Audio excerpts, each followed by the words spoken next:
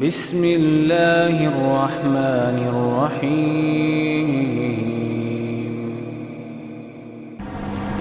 السلام علیکم ورحمۃ اللہ وبرکاتہ۔ نحمده ونصلی علی رسولہ الکریم، اما بعد فاعوذ باللہ السمیع العلیم من الشیطان الرجیم، بسم اللہ الرحمن الرحیم۔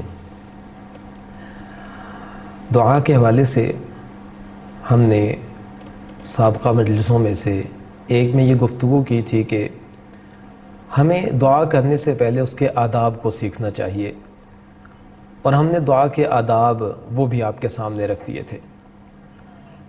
آج ہم چند ایسی باتوں کا ذکر کریں گے کہ جن کا دعا کے اندر کرنا ممنوع ہے، جن سے ہماری دعائیں وہ اثر انداز ہوتی ہیں، یعنی ان پر غلط اثر پڑتا ہے اور وہ اللہ تعالیٰ کے ہاں قابل قبول نہیں ہوتی۔ تو میں آج چند ایسی چیزوں کا تذکرہ کروں گا۔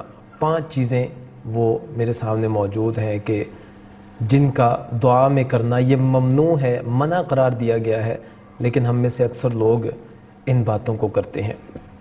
سب سے پہلی چیز دعا کے اندر وہ یہ کہ ہمیں فضول باتوں کی طرف نہیں جانا چاہیے، مقصد کی بات کرنی چاہیے۔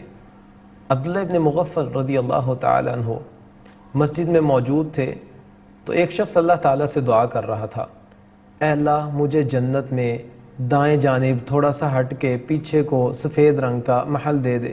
تو انہوں نے کہا یہ کون سی دعا ہوئی؟ تم اللہ تعالیٰ سے جنت کا سوال کرو، جب تم جنت کا سوال کرو گے یہ ساری چیزیں مل جائیں گی۔ پھر انہوں نے اس شخص کو منع کیا، کہا بھئی کہ دعا کے اندر یہ جو غیر مناسب الفاظ ہیں ان کو استعمال نہ کیا کرو، اللہ سے مقصد کی بات کرو کہ اللہ مجھے یہ چیز عطا کر دے۔ اور یہ کہنا کہ جنت میں فلاں جگہ پر اور یہ تو اللہ سے جب آپ جنت مانگ لیں گے تو اور بہت کچھ آپ کو مل جائے گا، تو اپنے لیے جنت کی نعمتوں کو محدود کیوں کر رہے ہو؟ تو اللہ تعالیٰ سے رحمت کی دعا کرنی چاہیے۔ اور یہ بھی اللہ کے نبی نے منع کر دیا، اس طرح چیزوں کو خاص کرنے سے بھی، اللہ تعالیٰ کی رحمت کو خصوصاً خاص کرنے سے۔ جیسے نبی کریم صلی اللہ علیہ وسلم ایک بار نماز پڑھا رہے تھے، تو ایک بدو شخص جو تھا، گاؤں کے رہنے والے عموماً تو کچھ باتوں کا پتہ بھی نہیں ہوتا ان لوگوں کو، تو اس شخص نے رکوع سے اٹھنے کے بعد اونچی آواز سے کہہ دیا، اے اللہ مجھ پر اور رسول اللہ صلی اللہ علیہ وسلم پر رحم کر، اور کسی پر بھی رحم نہ کرنا۔ تو نبی کریم صلی اللہ علیہ وسلم نے نماز کے بعد اس کو اپنے پاس بلایا اور کہا کہ اللہ کی رحمت بہت زیادہ وسیع ہے اور تم نے اس کو محدود کر دیا، تو ایسا نہ کرو، رحمت کی دعا سب کے لیے کرو۔ تو ہمیں بھی چاہیے کہ ہم اللہ تعالیٰ کی وہ تمام نعمتیں جو بہت زیادہ وسیع ہیں ان کو محدود نہ کریں۔ اللہ سے اے اللہ میں تیری رحمت کا سوال کرتا ہوں، یہ نہیں کہ میں تیری خاص رحمت کا سوال کرتا ہوں جو اتنی ہو اور اتنی زیادہ نہ ہو اور یہ ہے اور وہ ہے۔ تو کہا کہ مقصد کی بات کرنی چاہیے، اس طرح فضول گفتگو وہ دعا کے اندر نہیں کرنی چاہیے۔ دوسرے نمبر پر دعا کے اندر جو کام جائز نہیں ہے وہ ہے اللہ تعالیٰ سے یہ دعا کرنا کہ اللہ مجھے میرے گناہوں کی سزا دنیا میں ہی دے دے۔ یہ کام بھی غلط ہے اور اس دعا سے منع قرار دیا گیا ہے۔ رسول اللہ صلی اللہ علیہ وسلم ایک بیمار کی بیمار پرسی کرنے کے لیے گئے، تو وہ اپنی بیماری کی وجہ سے اس قدر کمزور ہو چکا تھا کہ ایک چوزے کی مانند ہو گیا تھا، یعنی انتہائی کمزور ہو چکا تھا۔ تو نبی کریم صلی اللہ علیہ وسلم نے دریافت کیا کہ بھئی اس کے ساتھ کیا معاملہ ہے؟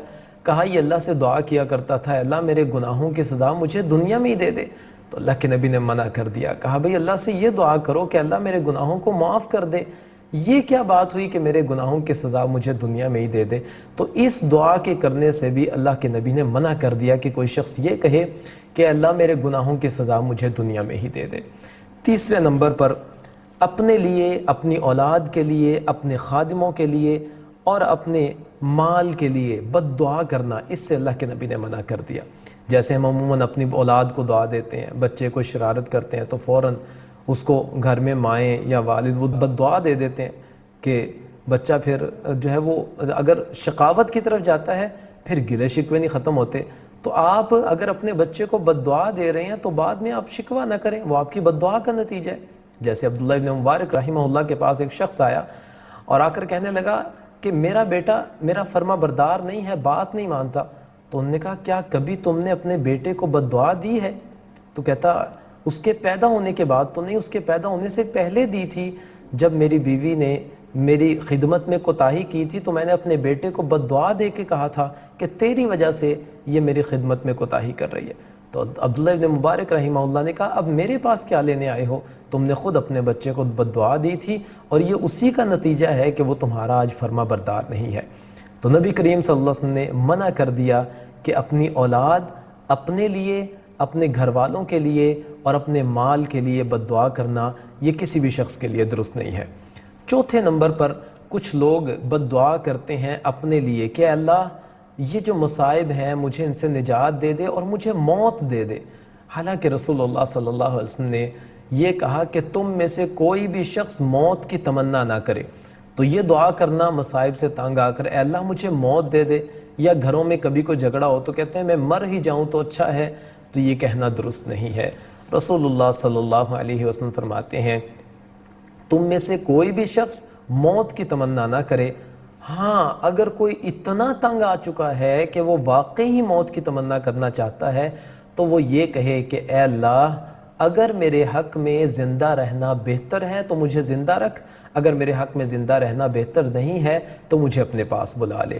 کہا یہ دعا کرو، وگرنہ ڈائریکٹ یہ کہنا کہ اللہ مجھے موت دے دے تو یہ کسی بھی شخص کے لیے جائز نہیں ہے اور درست نہیں ہے۔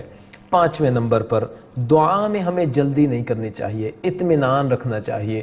رسول اللہ صلی اللہ علیہ وسلم کے صحابی ابو ہریرہ رضی اللہ تعالیٰ فرماتے ہیں نبی کریم صلی اللہ علیہ وسلم نے فرمایا کہ بندے کی دعا اس وقت تک قبول ہوتی ہے جب تک وہ جلدی نہیں کرتا، اور جب وہ جلدی کرنا شروع کر دیتا ہے تو پھر اس کی دعا کو رد کر دیا جاتا ہے۔ تو ہمیں دعا کرنی چاہیے پورے اطمینان کے ساتھ۔ آپ دنیا کے خیالات کو چھوڑ دیں، اپنے کام دھندوں کو چھوڑ دیں، ایک بار دعا کریں تو پورے اطمینان کے ساتھ دعا کریں اور دعا کر کے اٹھیں، پھر اپنے کاموں کو سمیٹ لیں۔ تو ہمیں دعا کے اندر ان پانچوں چیزوں کا خیال رکھنا چاہیے کہ پانچوں میں سے کوئی ایک خامی بھی وہ ہماری دعا کے اندر نہیں ہونی چاہیے۔ یہ پانچوں کام دعا کے اندر ممنوع ہیں، ان سے ہماری دعا اس پہ بہت گہرا اور برا اثر پڑتا ہے، تو ہمیں ان چیزوں کو اپنی دعا سے خارج کر دینا چاہیے۔ اللہ تعالیٰ سے دعا ہے اللہ تعالیٰ عمل کرنے کی توفیق عطا فرمائے۔ وما علینا الا البلاغ۔